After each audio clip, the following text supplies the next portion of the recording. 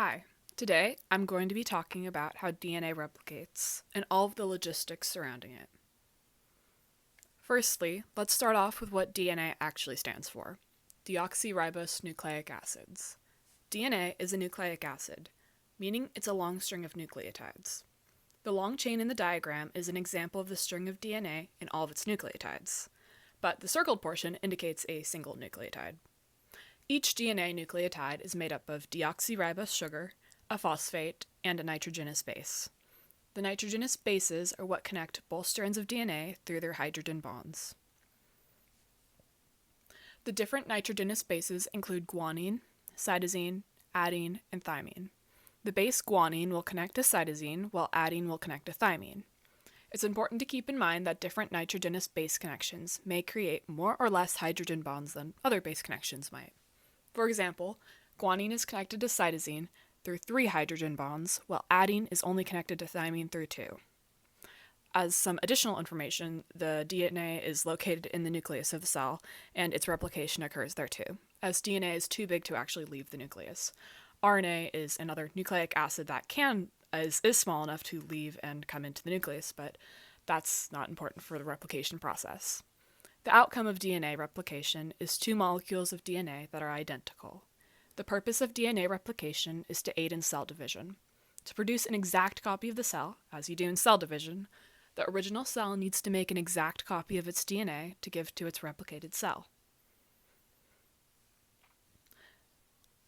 Some other pieces of background information before we get started with the actual DNA replication process is that one strand of DNA runs in the direction 5' to 3', while its opposite strand runs from 3' to 5'. It must run like this because its strands run anti-parallel and are based on the numbered carbons in the deoxyribose sugar of each nucleotide, as you can see labeled in the diagram. DNA's opposite strands, because of how it runs this anti-parallel way, this is like the only way that the nitrogenous bases they can connect and then form their hydrogen bonds. DNA is also semi-conservative, meaning that each strand of DNA is an outline for a new complementary strand. So, at the end of this process, each set of DNA would contain one of the original strands and one of the newly copied strands. This helps ensure that no errors were made in the replication process.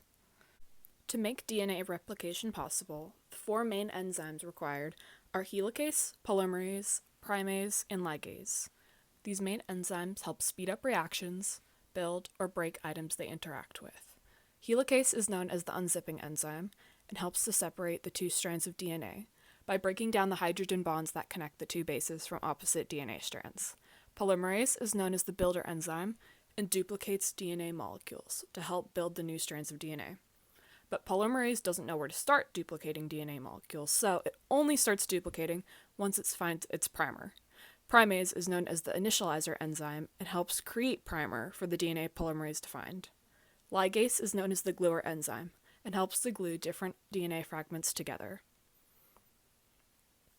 Specific DNA sequences help the helicase identify where to start unzipping. These sequences are often referred to as the origin.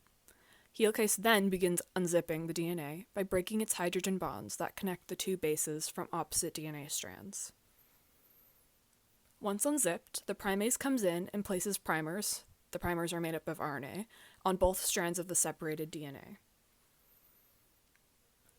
Polymerase will come in next and look for primers that indicate where they should start building the new DNA strand. An important fact about the polymerase enzyme is that it can only run in the direction 5' to 3'. The leading strand, the top one in this case, runs from 3' to 5', while the lagging strand runs from 5' to 3'. When creating the new opposite strand for the leading strand, the polymerase can run as normal because to create an opposite strand for a 3' to 5' strand is to run the new strand in the 5' to 3' strand, which it can do.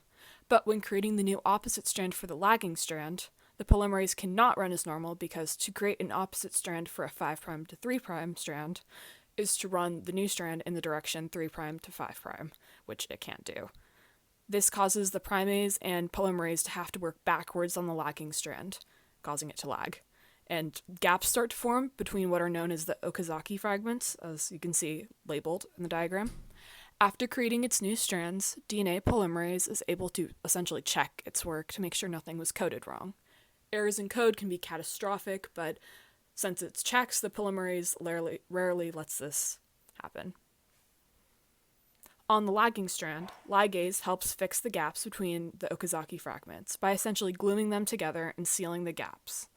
Ligase also makes sure to replace the primer with DNA bases because primer is made up of RNA and you don't exactly want RNA in your DNA later. Hi, so the video is kind of over now, but I wanted to include this little segment at the end because I was originally going to do a sort of interactive simulation and I was going to use pipe cleaners and beads and stuff, but Corona happened and so that's not happening. And I wanted to get used out of some of the materials, and sometimes like a visual and more interactive approach is easier for some people to understand, so yeah, here's my attempt at that.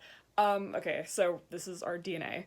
I don't know if you can see all the colors, yeah. So there's purple, pink, white, and red. So purple is cytosine, pink is guanine, so purple and pink are going together in this scenario. Red is adenine and white is thymine, so red and white are going together. Okay, so we have them coiled, normal DNA style sort of thing. Yeah. And so then helicase comes along and decides to, it uncoils it and breaks the bonds between the nitrogenous bases. So everything gets uncoiled. Okay. Okay. Here we are. Okay, so now we have our two separate strands. Yes. Okay, so imagine that I don't know, so helicase is unzipped, right? And then, so next we're gonna have our primase come along and place primer in this, like, in-between spot. This is where the new strands are gonna start to be built, so it can be identical. So then this primer is placed in the prep for polymerase to come in, and then polymerase comes in and it finds the primer, and that's where it starts building the new strand. And then after, because on the lagging strand, which is the bottom one in this case, so top one's good, leading strand.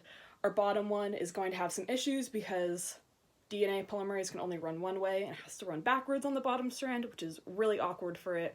So ligase has to come in and glue the little in between the Okazaki fragments, yes.